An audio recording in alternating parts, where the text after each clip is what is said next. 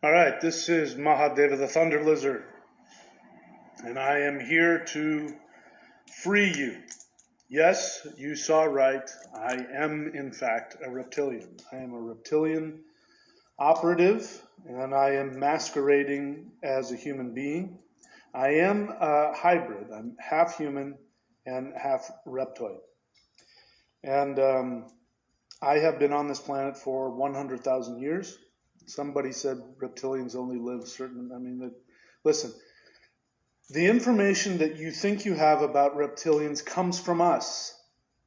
So you can't believe what you've been told out there. Why should you believe me? You don't need to believe me if you don't want. I'll be okay with that. I've been doing this for 100,000 years, and I've come to the conclusion that humans have reached a plateau where they are ready to evolve beyond their usefulness to us. Most are still able to be controlled. What I'm going to talk to you about today is I'm going to reveal to you the strategy that the reptilian collective uses to hypnotize and to regulate how human beings choose to view the universe, which allows us to control what they believe. Okay? What you believe determines everything in your world. And so we are constantly monitoring your thoughts, your feelings, obviously your information. And we are, it's funny when I think about it. The whole, fight between which media is right, it's all us. We're doing all of it. Anyway, we'll get into that. I'm not going to get into specifics today because truthfully, you're not ready to hear it. If I were to reveal exactly what was happening, you would reject it offhand because it would be too frightening and uncomfortable for you to see it. So the first thing I'm going to do is introduce to you how we reptilians control what you believe. And so we start from birth, really coming in there to change the way that you view your universe. So the implications of this are huge. And if you don't know how you are being manipulated, you will be manipulated. And the vast majority of those of you watching me are being manipulated. As I said, there are some humans who have started to kickstart their DNA within them to push beyond their push beyond our ability to control them. Because when you get to a certain level of awareness, when your brain actually starts to open up in different areas, when different centers of the brain begin to open up, and when the cells of your body begin to vibrate at a frequency beyond our ability to detect, you literally become invisible to us. It's like you go into another universe. Now, because I am half human, I was sent to infiltrate human spiritual practices because we knew from the beginning that those true spiritual practices are what allows humans to evolve beyond their current state. And I'm actually cooking some. That in there is the essence of innocence, and I'm going to be having that for dinner. So that's what I'm going to be eating. So you get the point. I'm going to reveal to you how it works, and then later I will get specific. And what I'm going to be doing later is I'm going to be revealing to you what the real conspiracies are. Some of you have figured out what some of the real conspiracies are. Most of you don't.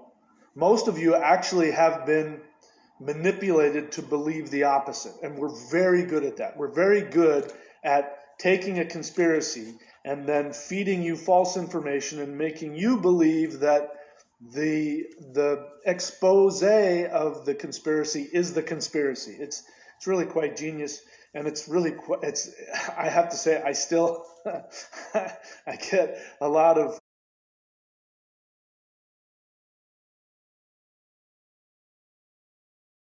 personal joy and satisfaction over watching it happen. But being half human myself and having had my own brain, my human brain, evolved beyond what the reptilians can control, and having had the cells of my body vibrate on a higher level, I've come to see that human beings are in fact superior to reptilians if they're able to go through the shift. And the shift hasn't come yet. It is starting to happen, but it's coming yet. So the first thing I'm here to do is to reveal to you the strategy. And you're wondering, how is it I'm able to do this without being monitored by the rest of the reptilian collective?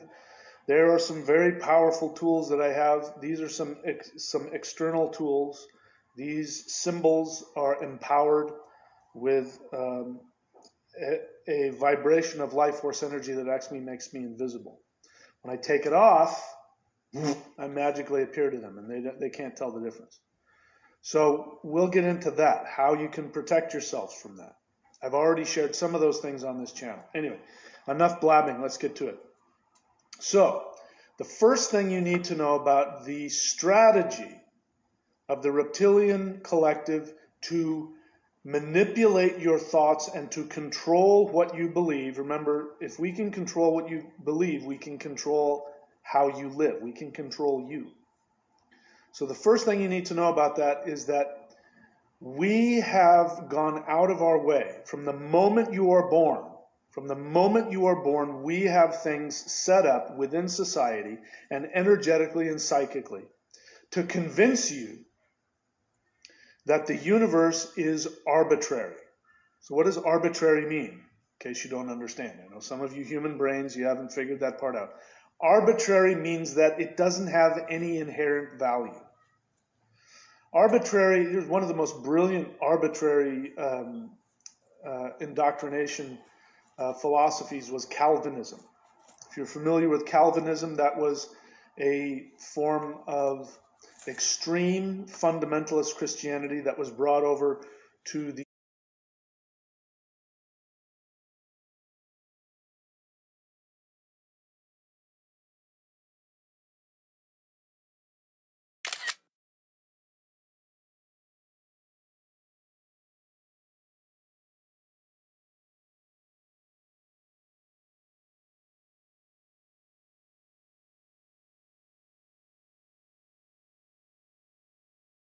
United States or to the continent, which later became the United States.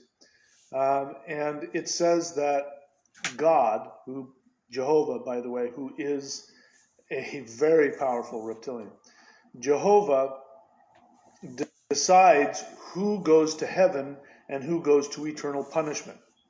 And that humans have no choice. Humans have no choice in the matter. And that Jehovah himself, out of his own arbitrary decision-making, decides who goes to heaven and who doesn't.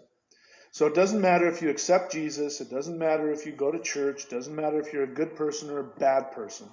Because in Calvinism, God can decide to make the worst person saved and go to heaven. He decides. That is arbitrary.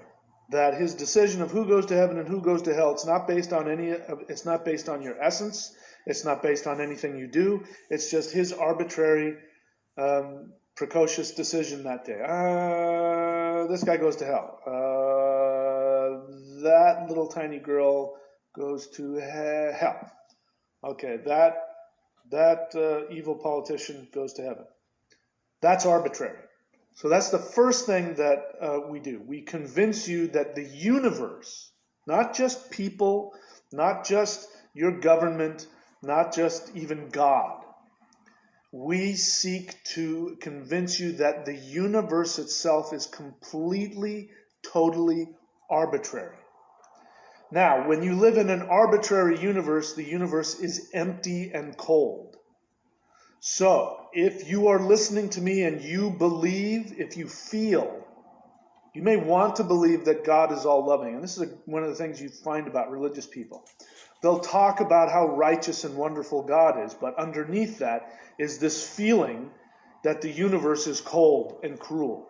That is what people believe the devil is.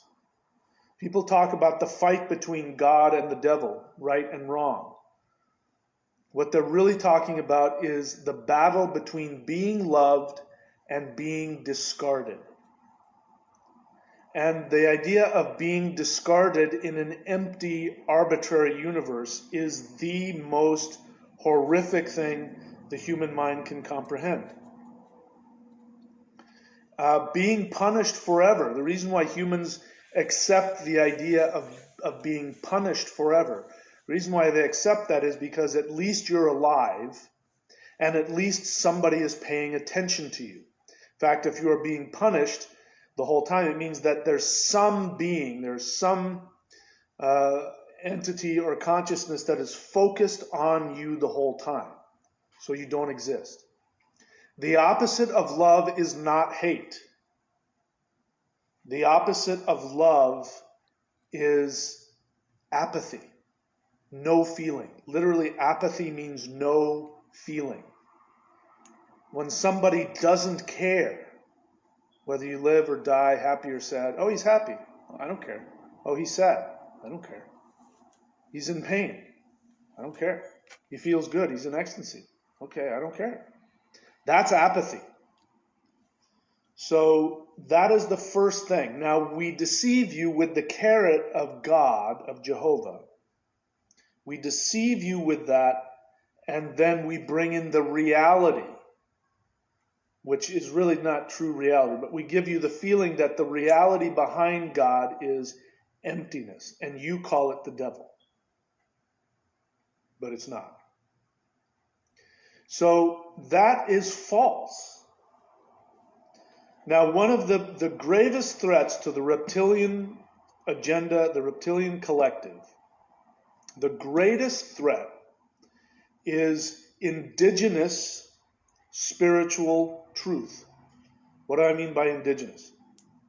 I mean that before any society has been conquered or from within adopts civilization, before that happens, they are actually part of this earth. This earth has an essence. This earth has a consciousness. And the consciousness of the earth, who you call Mother Earth, which is actually very accurate in your case, Mother Earth is connected to a bunch of other entities in the universe of all different shapes, sizes, and kinds. I'm not going to get into all that. It would take hours. We'll get into it later. And just the actual essence of the universe itself, the life force energy. That's why I talk about this all the time. Sorry, COVID. The life force energy of the universe is actually conscious as well. And it is full of love, but not in the way that you think it is. And consciousness supports consciousness. You are conscious beings. And so just the fact that you have consciousness means that you are already connected to what my physical ancestors on the human side called the web of weird. Chinese call it qi. The Vedics call it prana. Some more modern terms would be orgone. This is the life force energy that is woven into the essence. It's all around you. It is filled with conscious energy. Now, we reptilians want to disconnect you from that. And so the moment that you are born, through your parents, depending on how well we are able to control and manipulate them, through your parents, we are constantly chipping away. In the beginning, it's cute. Little kids are cute when they have an imagination and they believe in this and love and flowers. And we go, oh, that's cute, little kids. But the moment you hit 4 or 5, in some houses, some houses are so incredibly controlled by the reptilian collective that the moment you're born, some of the most horrible things happen to the minds of little children. And I'm not going to get into that. But those of you who've lived through it, you know what I'm talking about. From the moment that you're born, as you go to school, as you go to church, as you sit around the dinner table, you are chipped away from your imagination, which is really the ability to sense the love of all of the consciousness that is around you. And then you're introduced with this idea of God. And God is separate. There's a reason why God is separate from his creation. I'm going to have to go through this pretty quickly, but this is why God is separate from his creation. Because if you understood that the true God, if you want to use that word, is in fact the essence of creation, then you would reject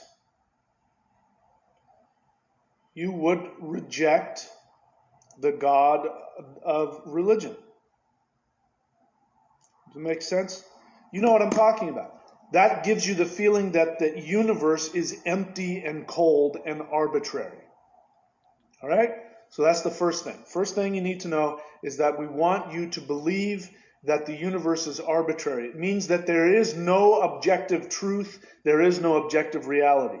When you have no objective truth and no objective reality, what ends up happening is that you feel all alone in the universe. You feel you live in this cold, empty universe. Think about it. Those of you listening to me, you don't know who to believe.